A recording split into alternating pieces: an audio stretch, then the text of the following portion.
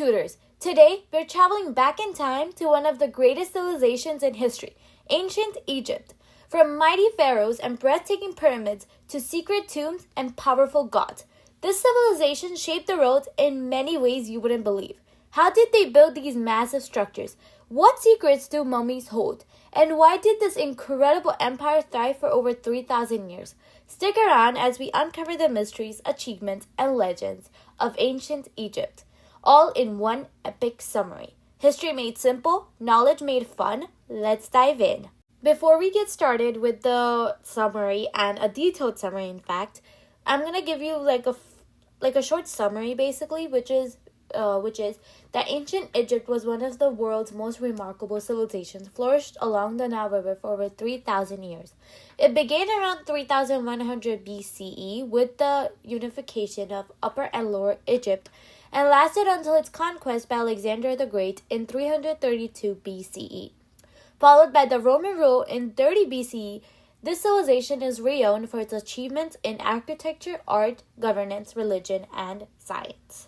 So first up, we had the geography and the Nile's importance. The Nile River was the lifeline of Egypt, providing fertile land for agriculture. Seasonal flooding, the inundation, deposited nutrient-rich silt, enabling Egypt to sustain a stable agriculture economy. The providing deserts acted as a natural barrier which protected Egypt from frequent invasions from the other civilizations. So basically, this is the Nile River, and you can see how long it is. It's very long. This is just a small picture showing you how long it is. So it's about 4,132 miles long, and it's located in the northeastern Africa, and it spans across Egypt, Sudan, South Sudan, Eritrea, Ethiopia, Kenya, the Democratic Republic of Congo, Burundi, Rwanda, Uganda, and Tanzania. A lot of countries, basically. It's a huge river, and it provided so much and it plays a crucial role in Egypt's civilization because it really helped them, whether it be with the crops, whether it be for food purposes, drinking purposes, for the people, and many others. So the dynastic period and governance. So basically, Egyptian history is divided into several periods. Since it was for more than 3,000 years, there was a lot of periods where things have changed. It has grown, basically. So the early dynastic period was from 3,100 to 2,686 BCE. Starting with that, the King Narmer, the Menes, unified Upper and Lower Egypt. Basically, what that means is that he stated that this part of Egypt is going to be known as the Upper Egypt, and this area of Egypt is going to be known as the Lower Egypt. Next, the concept of divine kingship was established. Basically, what that means is that what divine kingship means is that the pharaoh or the king of that time, like for example, King Narmer, is believed to be the living God on earth, like an incarnation of God Horus. So they worshipped the king. They believe that the king, whatever they do is right. Whatever they do, it's the God, basically. The God is taking care of us. They are here with us. So that's why they worshipped kings amazingly. Next is the Old Kingdom. That was from 2,686 BC to 2,181 BCE. And this was known as the Age of the Pyramids, where the Great Pyramids of Giza was built for Pharaoh Khufu, basically King Khufu. And pharaohs centralized power and were seen as living gods. As I've stated before, that the concept of divine kingship, basically the same thing. Pharaoh, if you don't know what pharaohs are, pharaohs is basically a title of an ancient Egyptian king. So basically King Khufu, for example. Khufu, that's basically what it is. Next comes up the first intermediate period, which was from 2,181 BCE to 2055 BCE. This was a period of chaos, weak rulers, and regional power struggles. Egypt really struggled during these times. A lot of chaos was going on. There was a weak ruler. Weak rulers were coming. It was about on its downfall. Then comes the Middle Kingdom. Middle Kingdom was a cultural and political renaissance. Strong pharaohs restored order. Renaissance is basically a rebirth. So from that downfall, they got up from the downfall and they started rebirthing again. Basically, they got up, they tried to make the civilization great again. They expanded the territory and increased trading, which also gave them money, which helped them rebirth themselves. Then comes the second intermediate period. That was from 1650 to 1550 BCE. That's when the Hyksos, a foreign Semitic people, or also known as the outside Semitic group, took control of northern Egypt using superior military technology like chariots and bows. So this was also a little bit of downfall area that was going on in Egypt. So when they rose, they also had a downfall again, and they will rise again by point. So the after second intermediate, then comes the New Kingdom, which lasted from 1550 to 1070 BCE. This is when the Egypt became an empire, conquering lands from Nubia and Levant. There were famous rulers in this, which were Hatshepsut. I'm sorry if I'm pronouncing these names wrong. They're very hard to pronounce. Hatshepsut, who was a powerful female pharaoh. Akhenaten, who was introduced monotheism. King Tut, basically, and Ramesses II, who was a great military leader. So this was another rise for Egypt after the second intermediate. It became an empire. They got some land. They also had a female pharaoh, which tells us that Egypt believed in women empowerment.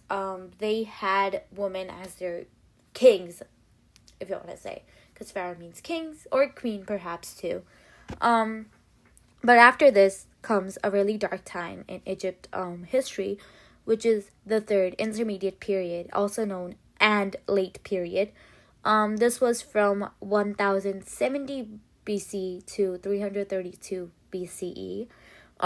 This started with the death of Pharaoh Ramesses the 11th in 1070 BCE.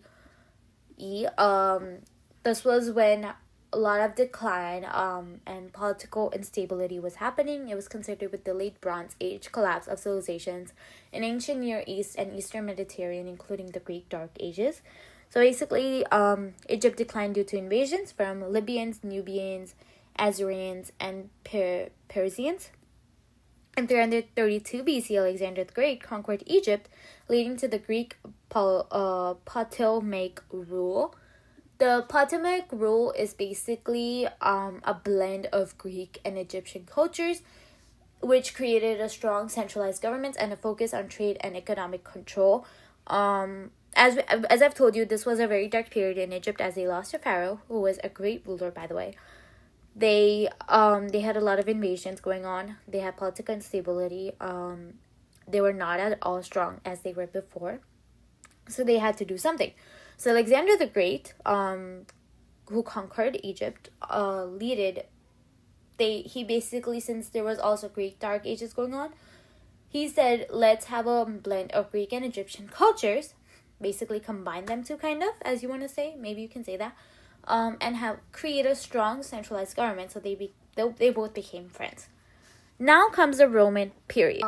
In this, Egypt became a Roman province, which governed by a prefect appointed by the empire and served as a vital source of grain for the empire, becoming of its wealthiest provinces. To their religion and their beliefs. So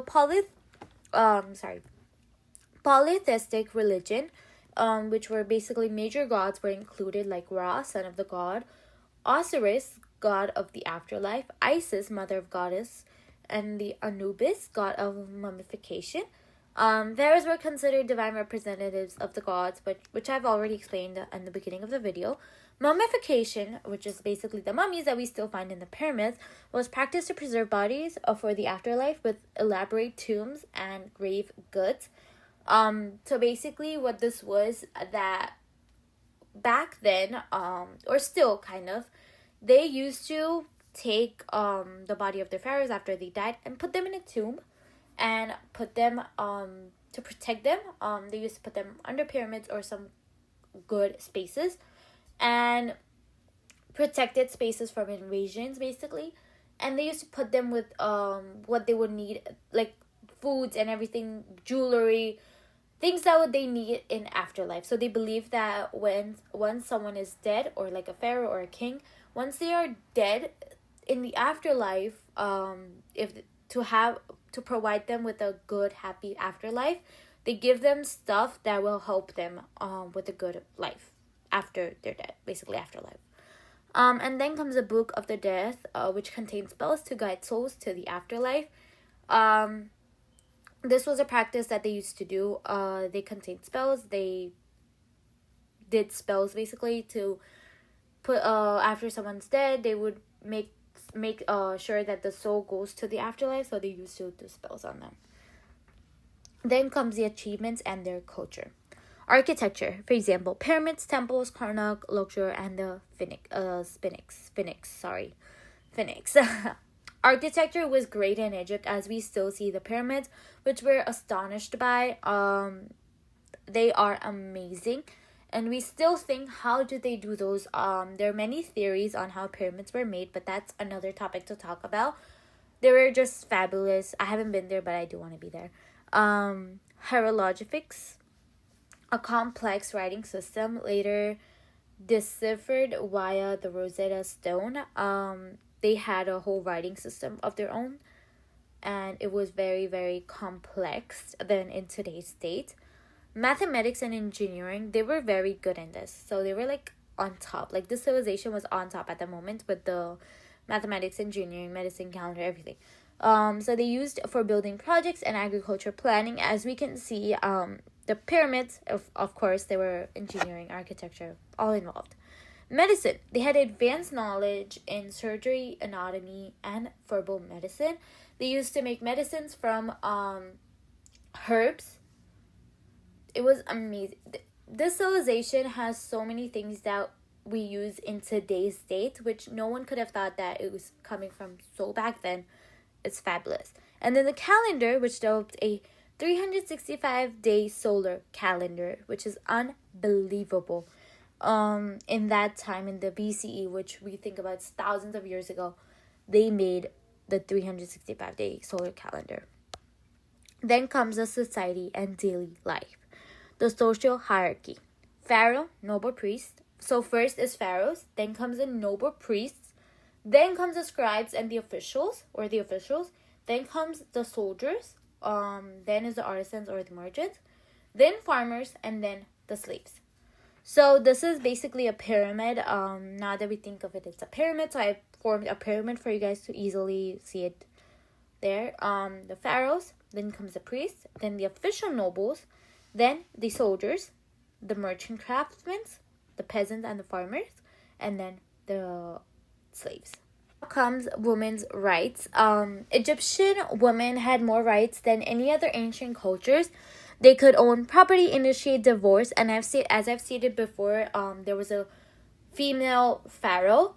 So we can see that back then, even in the older days, Egypt was one of the, I think, only civilization that had women have so many rights. They could own property, they could initiate divorces, they had the option to choose whoever they wanted to get married with. I believe they could also work. If I'm wrong, please let me know. Trade and economy. They traded with Nubia, Mesopotamia, and the Mediterranean for goods like gold, peppers, and spices. They were rich in gold. As we can see, whenever we find another tomb, there's always gold with it. Now comes decline and legacy. Foreign invasions and internal conflicts weakened Egypt over time, unfortunately. And however, Egyptian culture heavily influenced Greek and Roman civilizations. As I've talked about before, that there was a mixed culture of Egyptian Egypt and Greek. So yeah. And many modern fields, including medicine, engineering, and writing, owe a debt to Egyptian advancements. Definitely true. A lot of medicines that we use today, a lot of engineering that we do today, a lot of writing that we do today is very, very, very heavily depth on Egypt advancements. They made the calendar, the medicines that they used, the herbs that they used in order to make a medicine is used in today's date. The engineering that they did before, still, if we think about today, perhaps the pyramids, how were they built? If the engineering that we have today, the architecture that we have today, if we did that with all the machines that were provided to us, how were they able to build those pyramids long back then? It's unbelievable. There are many theories. It's fascinating. It's super fascinating. And also mathematics. Egypt was great in there were a lot of mathematicians from there, and it was just amazing in all of the fields that were stated. Ancient Egypt civilization thrived for over 3 millennia, leaving behind a rich cultural, religious, and architectural legacy. Its contributions continue to inspire the modern world, from monumental architecture to advancements in science and governance. And that's a wrap on our journey through ancient Egypt. From towering pyramids to legendary pharaohs, this civilization definitely left a mark on history like no other. But there still is so much more to explore.